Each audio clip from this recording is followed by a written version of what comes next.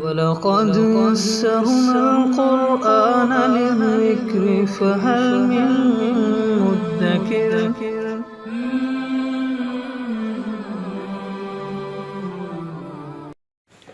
سورۃ البقرہ آیت نمبر 122۔ اعوذ باللہ من الشیطان الرجیم، بسم اللہ الرحمن الرحیم۔ یا بنی اسرائیل اذکروا نعمتی التی انعمت علیکم وانی فضلتکم علی العالمین واتقوا یوما لا تجزی نفس عن نفس شیئا ولا يقبل منها عدل ولا تنفعها شفاعۃ ولا هم ینصرون۔ اس سے ملتی جلتی آیت نمبر 47 اور 48 یہ گزری ہیں، اور وہ ابتدا تھی بنی اسرائیل کے اوپر جو اللہ تعالیٰ نے انعامات کیے تھے، وہاں سے اس کی ابتدا ہو رہی تھی، اور یہاں انتہا ہو رہی ہے۔ دونوں جگہ یعنی ابتدا میں اور انتہا میں ایک جیسی آیات ہیں، ملتی جلتی آیات ہیں، صرف ایک لفظ کا فرق ہے، بقیہ سیم ہے۔ تو گویا کہ آپ یوں سمجھ لیں کہ جیسے گفتگو شروع کرنے سے پہلے آدمی اپنی گفتگو کا خلاصہ ذکر کر دیتا ہے، پھر اس کی تفصیل سے گفتگو ہوتی ہے اور اخیر میں پھر اس کا خلاصہ ذکر کر دیتا ہے، بالکل وہی صورتحال کہ 47-48 آیت کے اندر جو آگے بنی اسرائیل پر اللہ تعالیٰ کے انعامات ہونے تھے ان کا خلاصہ، اور اخیر میں پھر ان کا خلاصہ آ گیا۔ اور ویسے بھی جب ایک چیز کا تکرار ہوتا ہے یعنی دہرائی جاتی ہے ایک بات، تو وہ اوقاف النفس یعنی کہ ذہن کے اندر خوب پختہ ہو جاتی ہے۔ تو ارشاد فرمائے یا بنی اسرائیل، اے یعقوب علیہ السلام کی اولاد، اذکروا نعمتی التی انعمت علیکم، میری ان نعمتوں کو یاد کرو جو میں نے تم پر کی، موقع بموقع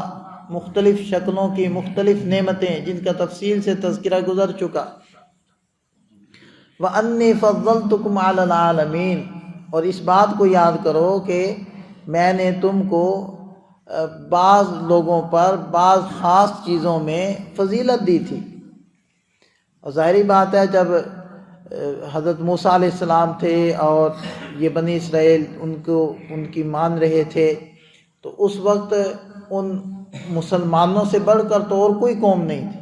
اس وقت تو وہی سب سے افضل تھے۔ وَاتَّقُوا يَوْمًا لَا تَجْزِي نَفْسٌ عَن نَفْسٍ شَيْئًا، لیکن صرف اتنی بات کافی نہیں ہوتی کہ میری نسبت بڑی اونچی ہے، میرا تعلق بہت بڑا ہے، صرف اتنی بات کافی نہیں ہوتی جب تک کہ انسان کے اپنے پاس عمل نہ ہو۔ تو ارشاد فرمایا بچو اس دن سے، ڈرو اس دن سے، لا تجزی نفس عن نفس شیئا، جس دن کوئی جی کسی جی کے کچھ بھی کام نہیں آئے گا، وَلَا يُقْبَلُ مِنْهَا عَدْلٌ، جس دن کہ کسی جی کی طرف سے کوئی بدلہ قبول نہیں کیا جائے گا۔ کوئی چاہے کہ میں اپنی مال و دولت دے دوں، خیر مال و دولت تو وہاں ہوگا بھی نہیں، کوئی چاہے گا کہ میں اپنی بیوی بچے دے دوں اور میری جان بچ جائے، ایسا نہیں ہوگا۔ کوئی کسی کے کچھ بھی کام نہیں آئے گا اور کوئی چیز وہاں نہیں چلے گی سوائے عمل کے، عمل کو دیکھا جائے گا۔ وَلَا تَنْفَعُهَا شَفَاعَةٌ، اور نہ نفع دے گی اس دن کوئی سفارش جب تک اللہ نہیں چاہیں گے، اور جس کے لیے نہیں چاہیں گے اس کے لیے سفارش فائدہ نہیں دے گی۔ ہاں جب اللہ تعالیٰ چاہیں گے پھر اجازت ہوگی، پھر باقاعدہ انبیاء کرام اور دیگر حضرات سفارش کریں گے، لیکن ظاہر بات وہ بھی اللہ کی اجازت سے کریں گے، اور جن کے لیے اللہ تعالیٰ چاہ رہے ہوں گے ان کے لیے سفارش ہو سکے گی، جن کے لیے اللہ نہیں چاہیں گے ان کے لیے کوئی سفارش بھی نہیں کر سکے گا۔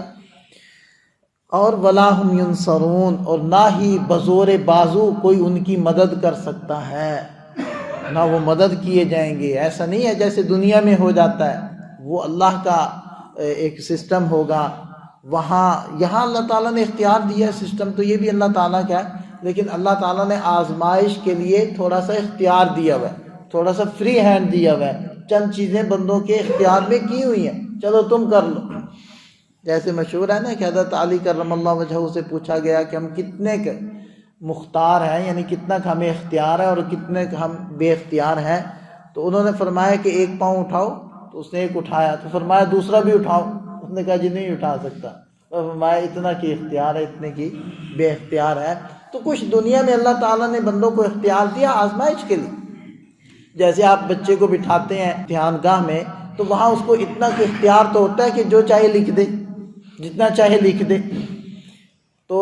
اتنا کہ اختیار ہمیں بھی ہے، لیکن جب پیپر جمع ہو جاتا ہے پھر اختیار ختم ہو جاتا ہے۔ تو بالکل یہی صورتحال ہماری بھی ہونی ہے۔ اب تو ہمیں اللہ تعالیٰ نے ملکیتیں بھی دے رکھی ہیں نا جی، یہ میری ہے، یہ تیری ہے،